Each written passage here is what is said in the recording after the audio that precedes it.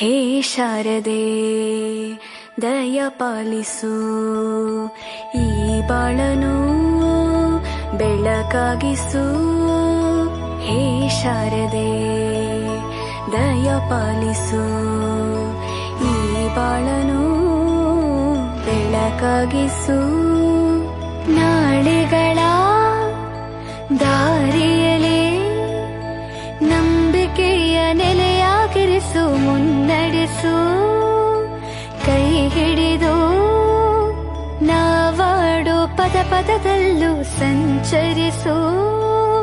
ಹೂವಲ್ಲಿ ಜೇನು ಗುಳಿ ಕಟ್ಟದೇನು, ನೀರಲ್ಲಿ ಮೀನು ಅಡಿ ಮುಟ್ಟರೇನು, ಆ ದೈವದಾಜ್ಞೆನೇ ಎಲ್ಲಾನು.